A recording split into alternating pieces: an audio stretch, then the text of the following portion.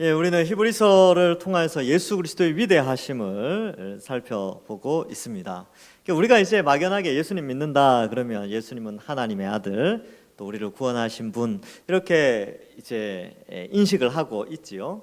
근데 좀 더 그러한 인식의 폭을 넓혀주고 또 우리가 예수님을 믿는 그 예수님의 위대하심을 좀 더 깊이 이해할 수 있도록 이 히브리서는 우리를 인도하고 있습니다. 그래서 예수 그리스도의 위대하심이 얼마나 큰가, 정말 너무나 이 세상에 가장 귀하다고 생각하는 것보다 더 귀하고 이 세상에서 가장 위대하다고 생각하는 인물보다도 위대하며 인간이 만든 그 어떤 우상과 비교할 수 없고 또 영적인 존재의 천사들조차도 예수님과 비교할 수 없을 만큼 예수님은 위대하신 분이다라는 것을 말씀해주고 있습니다. 그래서 여러분, 우리가 이런 내용을 통하여서 우리에게 주는 교훈이 어떤 거냐 하면요, 우리가 지금 무엇을 믿고 있는가, 도대체 우리가 믿고 있는 이 믿음의 대상인 예수 그리스도가 나는 그렇게 대단하게 여겨지지 않았는데 이게 어마어마한 것을 내가 지금 믿고 있구나, 내가 지금 엄청난 존재를 믿고 있구나라는 것을 깨닫게 해준다는 거예요. 그러면 그 어마어마한 신앙의 대상을 제대로 인식을 하면요, 인생을 살아가면서 삶 가운데 오는 고난들 또 어려움들 뭐 그런 것들이 그렇게 크게 여겨지지 않아요. 뿐만 아니라 이 세상에 즐기는 즐거움도요, 그게 대단한 즐거움이 아닙니다. 그냥 잠시 있다가 마는 즐거움이죠. 여러분 뭐 취미생활하고 또 뭐 이렇게 맛있는 거 먹고 여행 가고 참 좋으시죠? 즐겁단 말이죠. 근데 그러한 즐거움이 우리 예수 그리스도로 말미암아 우리에게 주어지는 하나님 나라의 즐거움과는 비교할 수 없을 만큼 이렇게 하찮은, 어쩌면 이 땅에서 즐거움이라고 여겨지는 그런 것들이 앞으로 우리가 맞이할 하나님 나라에서 누리게 되는 그 즐거움과는 비교할 수 없이 하찮은 것들이에요. 그러니까 그러한 것에 빠져들 필요도 없고 또 너무 힘들다고 그죠? 좌절하거나 낙심할 필요도 없어요. 오히려 이제 성경을 통하여서 우리가 지금 어떤 예수님을 믿고 있는가, 어떤 하나님을 믿고 있고 지금 우리의 신분은 어느 위치에 있는가, 이것을 깨달으면 깨달을수록 우리가 세상을 바라보는 관점이 완전히 달라지게 되는 것이죠. 사람을 바라볼 때도 그렇고요, 또 사물을 바라볼 때도 그렇고, 우리 자녀들의 앞길을 바라볼 때도 그렇고, 우리 인생의 앞길을 바라볼 때도 이러한 관점이 우리의 시각을 완전히 다르게 한다는 것이죠. 그래서 그러한 목적을 가지고 이 히브리서가 쓰여졌습니다. 2000년 전에 히브리서가 쓰여질 당시에는요, 성도들이 많은 박해를 받고 있던 때입니다. 지금처럼 이런 민주주의 사회 속에서 누구나 신앙생활을 할 수 있는 그런 환경이 아니고, 예수님 믿으면 죽을 수도 있고, 예수님 믿으면 재산을 몰수당할 수도 있고, 예수님 믿으면 집안에서 쫓겨날 수도 있는 그런 아주 척박한 상황 속에서 때로는 예수님 믿는 것 때문에 원형 경기장에 끌려가서 짐승의 밥이 될 수 있는 그런 환경 속에 놓여져 있었다는 것이죠. 그러한 가운데 하나님은 히브리서 저자를 통하여서 성도들이 당할 수 있는 고난과 박해의 상황 속에서 그들이 지금 무엇을 선택해야 되는가, 도대체 이 세상에 눈에 보이는 권력과 힘, 창과 칼, 이러한 것들과 비교할 수 없는 어마어마한 우리의 믿음의 대상에 대해서 소개해 주면서 그러한 것들을 이겨나갈 것을 말씀해 주고 있습니다. 그래서 여러분 이 히브리서 편지의 목적이 2장 1절에 잠깐 소개가 돼요. 2장 1절에 보면, 그러므로 우리는 들은 것에 더욱 유념함으로 우리가 흘러 떠내려가지 않도록 함이 마땅하니라. 이게 흘려 떠내려간다는 것은 신앙을 버리고 또 이 시대의 흐름에 그냥 떠밀려서 가는 것이죠. 여러분 누구나 이 엄청난 폭포 아래로 떨어질 것을 아는 가운데 누군가 구조 튜브를 던져서 우리를 건져준다면 그 딱 잡고 있다면 우리는 살죠. 그래서 이제 바깥에서 구조원들이 이렇게 당겨서 사람이 살 수 있는 겁니다. 이게 홍수 때 또 계곡에서 사람 건지는 거 보면 다 볼 수가 있지요. 근데 그걸 놓치는 순간 어떻게 됩니까? 놓치는 순간 떠내려가서 폭포 아래로 떨어져 죽거나 아니면 휩쓸려서 가서 죽게 되는 것이죠. 지금 이 2장 1절에서 표현되는 것이 그런 것입니다. 우리에게 생명의 밧줄을, 생명의 구명조끼를, 생명의 구명 튜브를 던져주셔서 우리는 그걸 딱 붙잡고만 있으면 영생과 복락을 누릴 수 있는데 이 떠내려가는 이 시대의 흐름, 또 많은 사람이 떠내려가는 것을 보고 나도 떠내려가도 되겠구나 하고 그걸 놓쳐버리면 다 죽는 것이죠.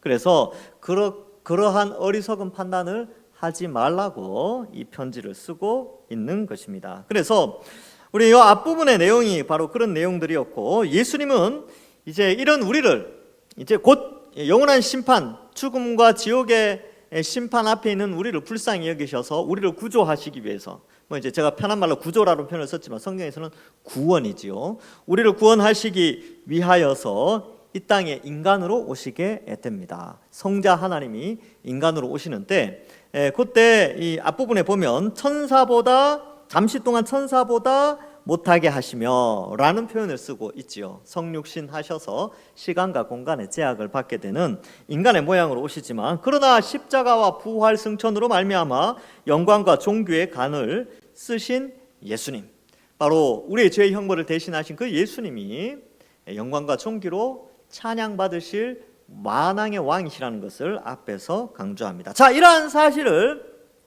알게 되었으니까 10절에, 오늘 읽은 10절에 그러므로, 이런 사실을 우리가 알게 되었다면 자, 그러므로 라고 말하는 것이죠. 우리가 예수님이 모든 사람을 위하여 죽음을 맛보려 십자가를 지셔서 영광과 존귀의 관을 쓰셨으므로 이제 우리는 어떻게 해야 됩니까? 10절에 그러므로 만물이 그를 위하고 또한 그로 말미암은 이라고 되어 있는데, 이거는 이제 성부 하나님이죠. 그래서 성부 하나님이 많은 아들들을 이끌어 영광에 들어가게 하시는 일에 그들의 구원의 창시자는 예수님입니다.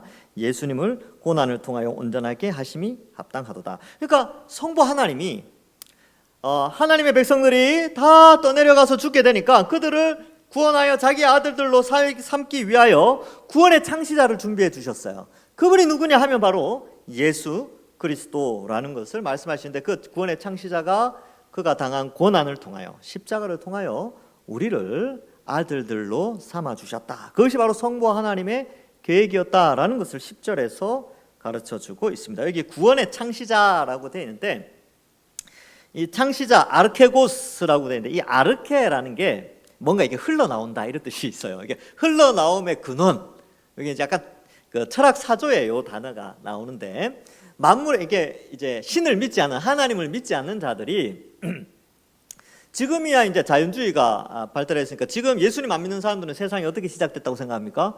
그냥 우연히 생겼다고 생각하죠. 우연히 그냥 그렇게 이제 우주에 있는 돌들이 부딪혀가지고 지구가 되었다 이렇게 생각한단 말이죠. 근데 옛날에는 그렇게 생각하지 않았어요. 옛날에는 하나님을 믿지 않는 사람들이 어떻게 이 세상의 기원을 생각했냐 하면, 세상의 기원이 되는 어떤 물질이 있었다. 근데 그 물질을 뭐라고 이야기하냐면 아르케라고 표현했어요. 그 시작, 바로 그 시작을 표현하는 게 헬라어로 아르케가 있었다. 그 존재예요, 존재. 어떤 존재인데 거기에서부터 뭐 사람도 튀어나오고 동물도 튀어나오고 식물도 튀어나오고 뭐 물도 나오고 막 그랬다라고 생각했다는 거예요. 뭐 상상은 자유니까. 근데 이제 이 용어를 가지고 오는 거죠.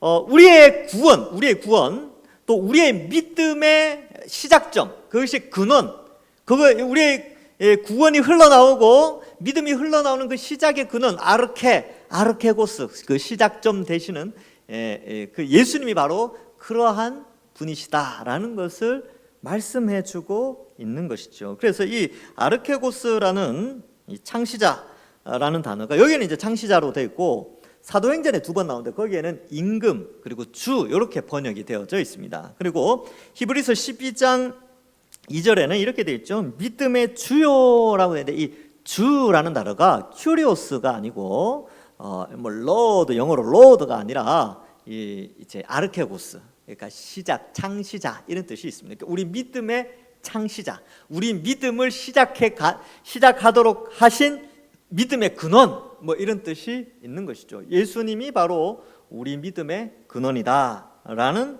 의미가 있습니다. 그래서 구원의 근원이시요 믿음의 근원이 바로 이 예수님이시다라는 것을 이 단어를 통하여서 나타내어주고 있는 것이죠.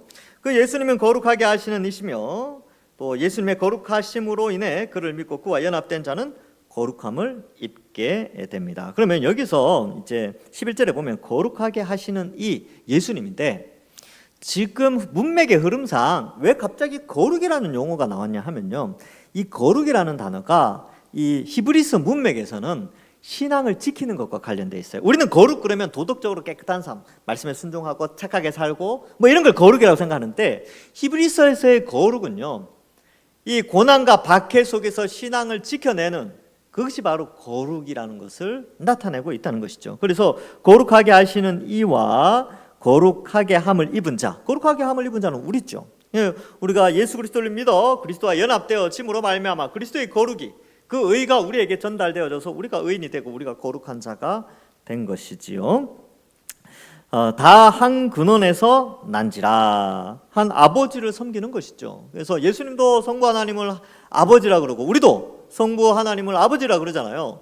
그래서 예수님이 이러한 것을, 그러니까 자신이 성자 하나님이심에도 불구하고 자신이 신적 존재잖아요. 신적 존재고 자신이 하나님을 아버지라고 부르는데, 인간인 사람, 구원받은 인간도 하나님을 아버지로 부르게 되어지고, 예수님이 그렇다면 하나님을 아버지로 부르는 우리와 함께 일종의 형제 관계의 정체성을 가진단 말이죠. 그러면 신적 존재적 입장에서 보면요, 하나님 입장에서 보면 이 인간들이 나랑 형제란 말이야, 나랑 비슷하다고 이렇게 생각할 수 있잖아요.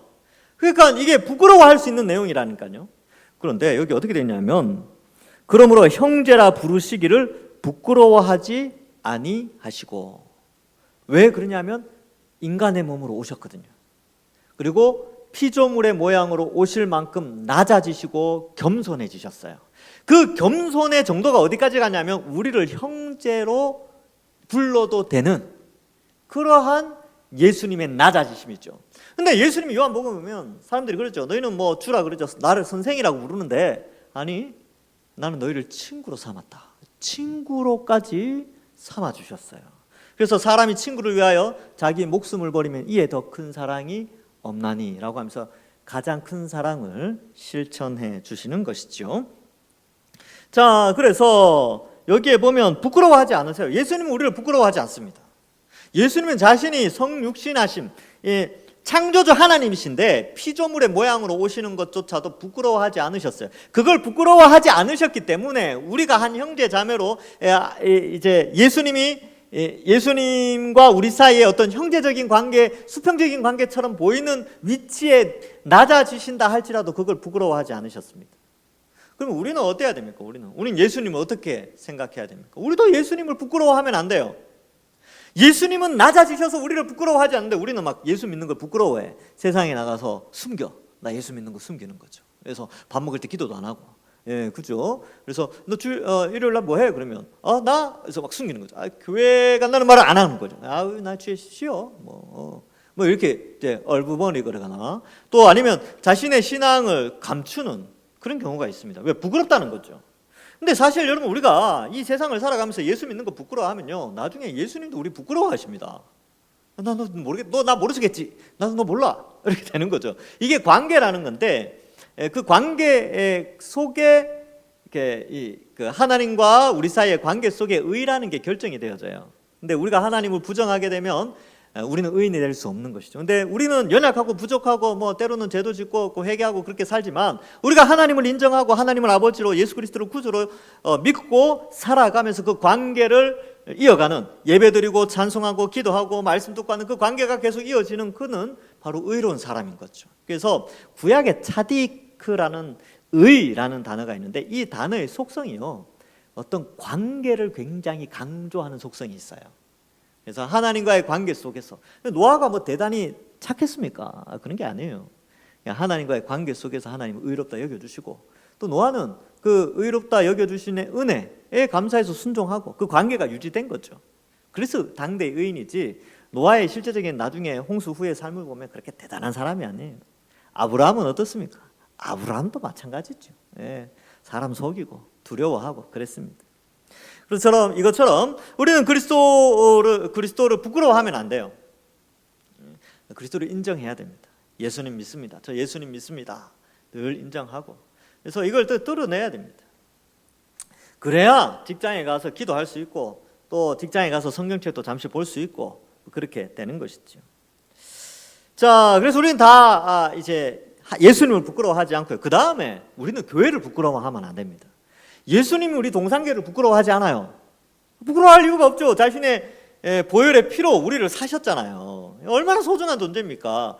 정말 값진 것을 주고 산 것은 부끄러워할 이유가 없습니다. 여러분 집에서 제일 비싼 거 생각해 보세요. 제일 비싼 거, 집에 제일 비싼 거, 너무 비싸게 돈을 막 엄청나게 주고 산 거 있잖아요. 사람 말고 뭐 자녀들 이런 거 말고 일단 비싸게 주고 산 거 있죠. 뭐 바짝바짝 하는 것도 될 수도 있고 그죠. 뭐 이렇게 그 부끄럽습니까? 그거 가진 거. 내가 이 보석을 가지고 있다. 내가 금 10돈짜리 황금 열쇠를 가지고 있다니 너무 부끄럽다. 이런 사람 손 들어보세요. 없잖아요. 여러분 신앙은 이렇게 엄청나게 귀한 거고 예수님이 그 보혈의 피로 우리를 사셨기 때문에 우리 한 사람 한 사람을 너무 값지고 보배롭고 귀하게 사용하세요. 귀하게 여기신다니까요. 그렇다면 우리도 어때야 됩니까? 우리도 교회를 귀하게 여기고 동산교회 다니는 거 부끄러워하면 안 되고 우리가 동산교회 한 식구라는 걸 부끄러워하면 안 돼요. 서로 귀하게 여기고 서로 존중히 여기고 야 나랑 같이 신앙생활 같이 하게 돼서 참 행복하다 뭐 이런 게 있어야 돼요. 이게 그죠? 여러분 자식들 어디 나가면 부끄럽습니까? 안 부끄럽죠. 형제들 부끄럽습니까? 예, 나쁜 짓 하면 좀 부끄럽긴 하지만 그냥 일반적일 때는 안 부끄럽잖아요. 그 가족인데. 그래서 예수님이 우리를 부끄러워하지 않으시고요. 우리가 예수님을 부끄러워하지 않고 우리 여기 있는 분들을 부끄러워하지 않는 거예요. 왜? 예수님의 보혈의 피로 다 구원받은 자들이기 때문에 그렇습니다. 그래서 예수님이 부끄러워하지 아니하셔요. 그리고 12절에 보면 내가 주의 이름을 내 형제들에게 선포하고 내가 주를 교회 중에 찬송하리라. 여기 내 형제들 얘기 강조되는데 요거는 이제 다윗의 시인데 이 다윗의 시의 내용을 보면 이 시편 22편의 내용인데 다윗이 어려운 가운데 있었어요. 막 사람들이 공격하고 자기 옷을 찢고 제비 뽑고 뭐 십자가 예수 그리스도의 십자가 형벌을 좀 상징하는 그런 내용들이 있지만 그 가운데서 하나님이 구원해 주십니다. 그러면서 그 구원하신 그 하나님께 내가 주의 이름을 형제들에게 구원해 주신 그 주의 이름을 형제들에게 선포하겠다 이렇게 표현하는데 그 형제들이라는 게 다윗의 혈족을 말하는 게 아닙니다. 바로 하나님을 믿는 유다 백성들을 의미하거든요. 그러니까 다윗 왕이 왕임에도 불구하고 일반 백성들을 형제로 표현을 해요. 그러니까 구원 공동체를 한 형제로 표현하고 시편 22편 22절에 보면 내가 주의 이름을 형제에게 선포하고 회중 가운데서 주를 찬송하리이다 이렇게 되어 있어요. 회중이 바로 여기에는 이제 교회로 되어져 있죠. 교회 중에 찬송하리라. 마찬가지로 예수님도 우리를 왕이신 예수님이시지만 우리를 형제로 여겨주셔서 하나님의 구원하심 자신의 십자가에서 죽으심과 희생을 통하여 너희를 구원해 주셨다. 근데 그 너희가 바로 형제라는 것이죠. 그 형제들에게 하나님의 구원을 선포하고 찬송할 것을 이 다윗의 입을 통하여 말씀하셨다라는 것을 말씀해 주고 있는 것입니다. 그래서 여러분 우리 이 예수 그리스도의 사역의 의미, 예수님이 왜 이 땅에 오셔서 이 성육신하셔서 십자가에 달려 죽으시고 부활 승천하셔서 영광과 존귀로 관을 쓰셨는가? 그 이유는 바로 우리가 예수 그리스도를 통하여서 하나님을 찬송하게 하려고 하셨고 우리는 예수님의 한 형제 자매로서 하나님 앞에 부끄럽지 않는 자들로 세움을 받은 것이죠. 그래서 우리는 예수님이 우리의 맏아들이라는 표현을 써요. 우리는 하나님의 아들들이죠. 예수님은 맏아들이에요. 그래서 로마서 8장 29절에 보면 하나님이 미리 아신 자들을 또한 그 아들의 형상을 본받게 하기 위하여 미리 정하셨으니 이는 그로 많은 형제 중에서 맏아들이 되게 하려 하심이라. 예수님을 맏아들이 되게 하셨대요. 그러면 둘째 아들, 셋째 아들 표현이 좀 그렇지만 나머지 자녀들은 누굽니까? 우리죠, 우리. 예수님은 맏아들, 우리는 나머지. 그래서 형, 맏형 이런 표현이 좀 그렇긴 한데 그러나 그렇게 낮아지셨어요. 그래서 따라오도록 예수님을 본받도록 했습니다. 그래서 그 자녀들 키워보시면 아시겠지만요, 동생이 태어나면 동생이 보통 위에 오빠나 언니나 형, 누나를 따라합니다. 그 말투도 따라하고 행동도 따라하고 또 뭐 형이 오른손 들면 동생도 옆에 있다가 오른손 막 들고 막 그래요. 왜냐하면 따라하라고, 따라하는 거죠. 그러니까 맏아들 대신 예수님, 이 표현은 우리가 하나님의 아들들로서 예수님의 형상을 본받도록 하시는 그런 상징적인 표현이 될 수도 있다는 것을 좀 생각해 봐야 되는 것입니다. 히브리서 1장 6절 앞에서도 한번 말씀이 나왔는데요. 그가 맏아들을 이끌어 세상에 다시 들어오게 하실 때, 이렇게 표현하고 있죠. 그래서 맏아들이라는 표현을 썼기 때문에 나머지 아들들이 누구냐? 바로 우리라는 거예요. 우리.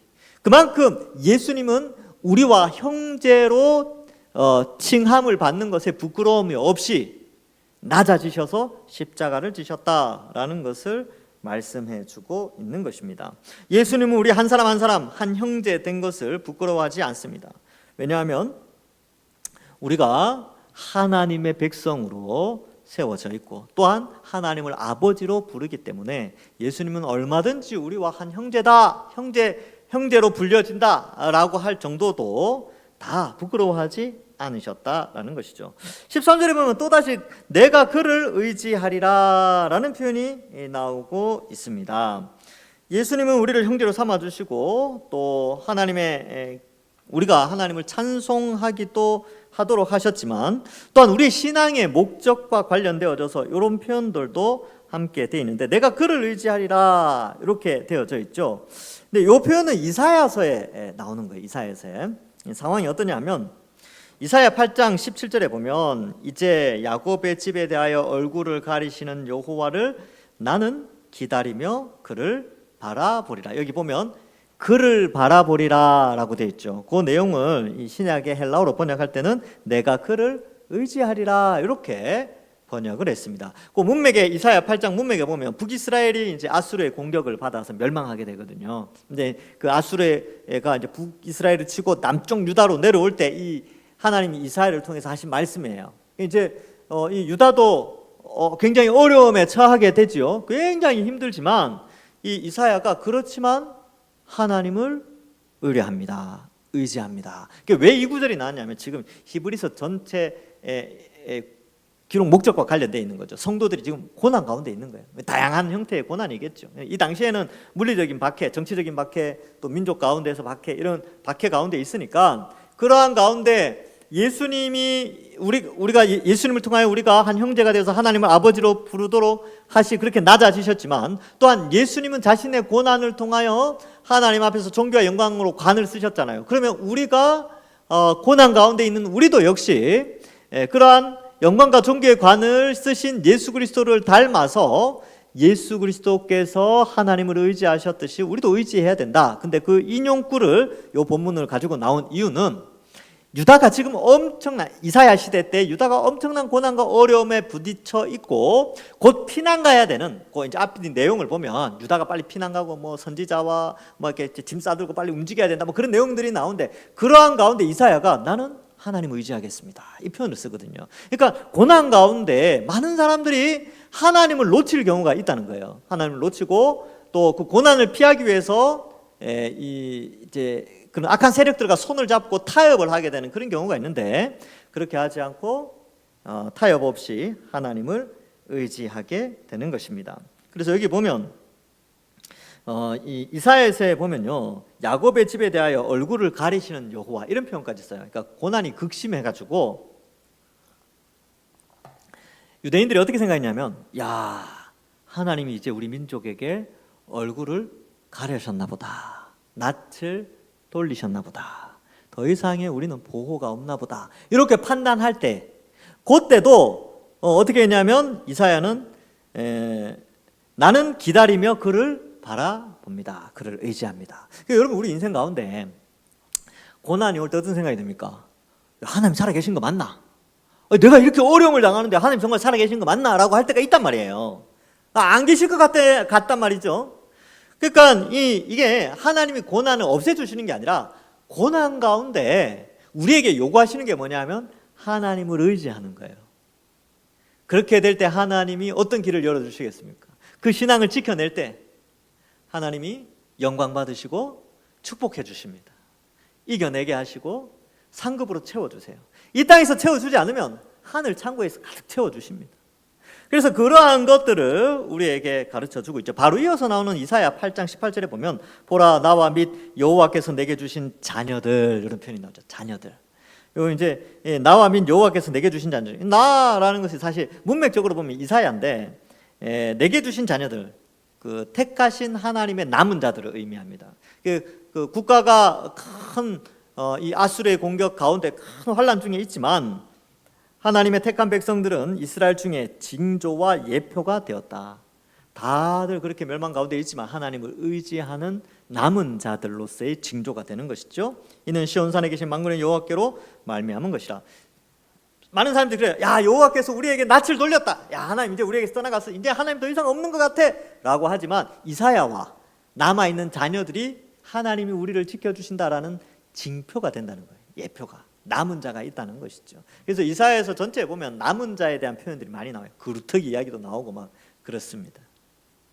그래서 이러한 남은 자들을 통해 하나님이 지켜주시듯이 여기에서도 마찬가지로 13절에 뒷부분에 보면 볼지어다 나와 및 하나님께서 내게 주신 자녀라 이런 표현을 쓰면서 하나님의 택하신 백성, 고난 가운데도 이 히브리서를 읽는 독자들이 지금 엄청난 고난 가운데 하나님이 낯을 돌이키신 것 같은 그러한 고난 가운데서도 남은 자를 남겨두신다라는 것을 가르쳐주고 있죠. 그 남은 자는 바로 예수 그리스도와 그를 믿는 자들을 의미합니다. 그래서 히브리서 저자는요, 이 구약의 어떤 상황을 가지고 와서 2000년 전 히브리서를 쓸 당시의 그 상황 가운데 적용시키는 것이죠. 이때도 이랬어.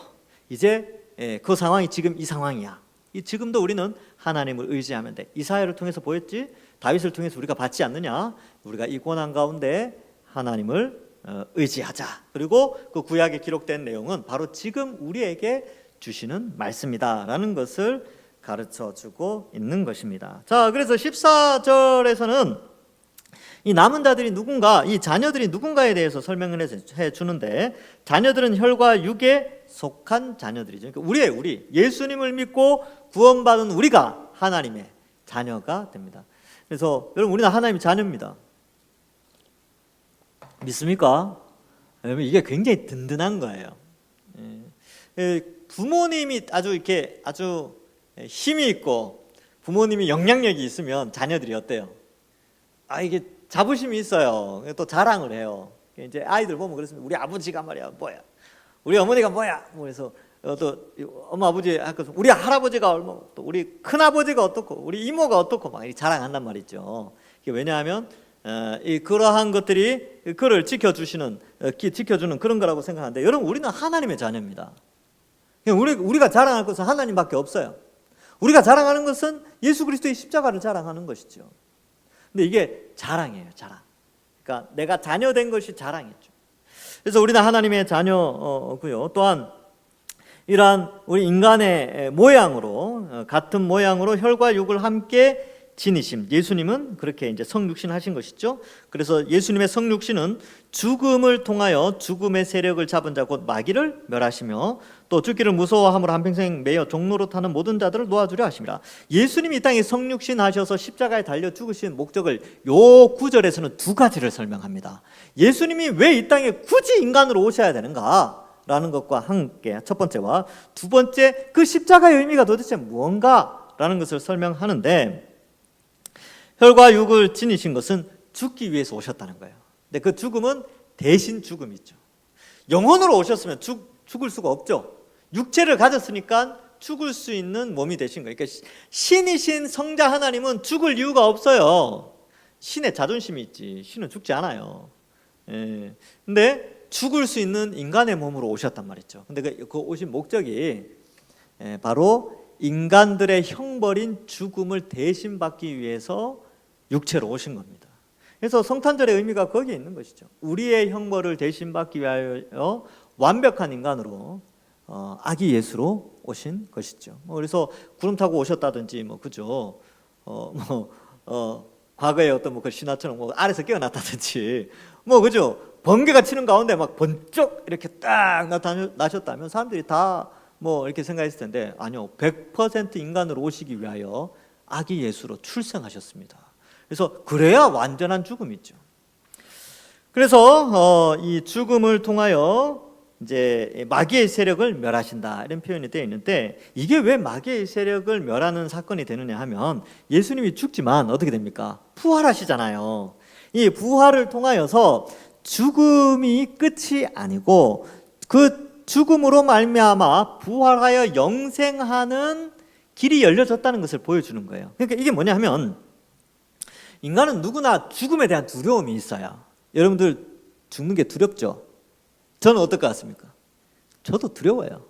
바울은 어땠을까요? 바울도 두렵다는 말이 많이 나와요. 내가 두렵고 떨리지 않게 복음 전하게 해달라고 기도 부탁하잖아요. 왜? 두렵고 떨리니까, 무서우니까. 그래서 제가 이제 순교자 전기 이 책을 좀 읽어봤어요. 그래서 우리나라에서 유명한 순교자들 있죠. 다들 순교 당하기 전에 벌벌벌 떨었대요. 그리고 이제 뭐 주기철 목사님이 감옥에, 일본 순사들이 와서 감옥에 끌고 갈 때 이제 그 아내 되시는 분하고 아들이 그걸 봤는데 온몸을 떨고 있었다고 그러잖아요. 달달달 떨었다고. 그만큼 죽음이라는 건 두려운 거예요. 근데 그걸 이길 수 있도록 하신 이유가 뭡니까? 두려운 건 사실이지만 그 두려움 속에서도 신앙을 지키고 타협하지 않고, 그 한마디만 하면 풀려날 텐데, 그죠? 한마디만 하면 풀려나는 거잖아요. 근데 그 한마디, 그 타협하는 한마디 하지 않고 죽음을 맞이한 우리 믿음의 선배들은 왜 그럴 수 있었을까요? 바로 마귀의 죽음의 권세, 이걸 이긴 거죠. 그러니까 죄 짓는 게 뭡니까? 여기에 나오는 이 히브리서에 나오는 이 거룩을 버리는 것이 뭐냐 하면 배교하는 것인데, 배교하지 않을 수 있는 이유가 그 죽음의 공포 이후, 사후의 영원한 부활과 하나님 나라를 믿는 믿음이 있기 때문에 그 죽음을 이겨내는 것이지요. 그래서 우리 믿음의 선배들이 그렇게 이겨냈습니다. 그렇게 순교하셨어요. 왜? 죽음으로 끝나는 게 아니라 그 죽음이 곧 영생에 들어가는 통로라는 것을 알고, 또 두려움 속에서도 성령이 그 속에 계셔서 그 두려움을, 그 죄의 타협을 할 수 있는 상황을 이길 수 있도록 성령이 능력을 주셨기 때문에 그렇게 이 신앙을 지켜왔던 것이죠. 그래서 순교는 교회의 씨앗입니다. 교회가 이렇게 자랄 수 있는 이유가 그런데, 최초의 그런 이 최고의 피를, 가치 있는 피를 흘려주신 분이 바로 예수님이시죠. 자, 그래서 여기 보면 보세요. 15절에 보면 또 죽기를 무서워함으로 한평생 매여 종로로 타는 모든 자들을 놓아주려 하심이라, 이렇게 되어 있죠. 그러니까 인간은 죽는 것이 두려워서 죄를 지어요. 그러니까 그 죄를 지으니까 어떻게 됩니까? 사망에 이르는 거예요. 지옥에 가는 것이죠. 그러니까 그 사슬을 끊기 위해서 예수님이 이 땅에 인간으로 오시고 그 죄의 형벌을 대신하여 십자가에 죽으시고, 마귀의 그 권세, 즉 죽음으로 사람을, 죽음의 공포로 사람들에게 죄를 짓게 하는 그 무기를 무장해제시키기 위해서 예수님이 이 땅에 오셔서 십자가 지시고 부활 승천하신 겁니다. 그래서 이걸 이뤄낸 거죠. 그래서 여러분, 신앙생활이 깊어지면요, 죽음이 두렵긴 하지만 신앙을 포기할 만큼 두렵진 않아요. 죽음과 신앙 사이에 당연히 신앙을 선택해 왔던 것이 우리 기독교의 역사고, 우리도 지금 사실은 좀 두렵긴 하지만 막상 그 상황이 닥치면요, 우리 다 이 가운데서 다 신앙을 지킬 사람들입니다. 그 신앙을 지켜내는 것이죠. 그래서 이러한 것들을 우리에게 주시기 위하여 예수님이 이 땅에 오셨다라는 것이죠. 그래서 여러분, 이 세상 사람들이 죄 짓잖아요. 왜 죄 지을까요? 그러한 죄 안 지으면 죽을까 봐. 배고파 죽든지, 쪽팔려 죽든지, 곤란해 죽든지, 하여튼 틈만 나면 아유 죽겠네 그런 말 하잖아요. 두렵다는 거죠. 근데 사실 우리는 그 모든 것을 다 이겨내는 것입니다. 자, 그래서 우리는 이러한 이렇게 악순환에서 우리는 자유롭게 된 예수 그리스도, 예수님의 성육신과 십자가로 말미암아 죄의 사슬에서 벗어나서 이제 어떻게 됩니까? 그 한평생 죄의 종로로 타던 것에서 노임을 받게 되지요. 그래서 이것은 16절에 보니까 예수님이 십자가에 달려 죽으신 것은 천사들을 위해서 죽은 게 아니다. 바로 아브라함의 자손을 붙들어 주려 함이다 라고 말씀하고 있습니다. 아브라함의 자녀가 누굽니까? 우리죠, 우리가 바로 아브라함의 자녀예요. 갈라디아서 3장 7절에 보면 그런즉 믿음으로 말미암은 자들은 아브라함의 자손인 줄 알지어다. 앞뒤 내용 보면 바로 그런 거예요. 믿음의 자손이 누구냐? 혈통적 유대인만 유대인이 아니고 이 예수님을 믿는 자가 참 아브라함의 자손이다. 이것을 성경은 로마서, 갈라디아서에서 계속 말해주고 있습니다. 우리 다 아브라함의 자손들이에요. 혈통을 이야기하는 게 아니라 믿음의 자손들입니다. 자, 17절에 그래서 이제 그런 내용입니다. 그러므로 그가 범사의 형제들과 같이 되심이 속육신하여 낮아지심이 마땅하였다. 참 우리 입장에서 보면 이런 표현을 쓰는 게 참 고맙죠. 마땅하게 여겨주시니까 감사한 거예요. 근데 성자 하나님, 창세전에 이 천지 만물을 창조하신 위대하신 창조주께서 피조물의 모양으로 이 땅에 오셨다. 이걸 마땅하게 여기셨다는 게 정말 어마어마한 은혜입니다. 이걸 마땅히 원래 마땅한 게 아니에요. 그렇죠? 안 마땅하다니까요. 예수님이 이 땅에 인간의 모양으로, 성자 하나님 이 땅에 인간의 모양으로 와서 대신 십자가에서 우리의 형벌을 대신해 해서 죽는다고요? 그건 마땅한 게 아니죠. 근데 그걸 마땅히 여겨주셨어요. 얼마나 감사한지요. 감동 아닙니까? 감동이죠. 부모가 자식을 사랑하고 헌신하고 잠도 못 자고 뭐 이렇게 키우고 케어하고 그게 사실은 마땅한 건 아닌데 그렇게 하는 거죠. 그죠?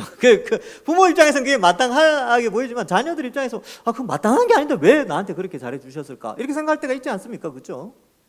자신의 몸은 부서지는에도 불구하고 자녀들을 케어하기 위해서 하시는 그런 모습들 보면 참 대단한 거예요.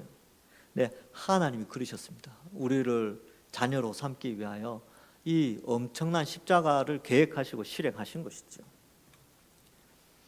자, 그래서 이제 여기 나오면 하나님의 일을 자비하고 신실한 대제사장이 되었다. 그러니까 성육신 하신 것, 십자가에 달려 죽으신 것이 사실 그것이 이제야 밝히는데 뭐냐 하면 대제사장 사역이다라는 것이죠. 대제사장이 어떤 사역을 하냐면 인간과 하나님 사이를 연결해줘요. 그래서 속죄의 제물을 제사를 대신 드려주고 또 화목 제물을 드리면서 하나님과의 관계도 회복하고, 그래서 인간과 하나님 사이에 왕과 백성과의 관계, 또 아버지와 자녀와의 관계, 언약 관계 속에 들어가도록 그 언약이 신실하게 작동될 수 있도록 중간에 매개 역할을 하는 사람이 있는데 그 사람이 바로 대제사장입니다. 그런데 영원한 대제사장이 등장하신 것이죠.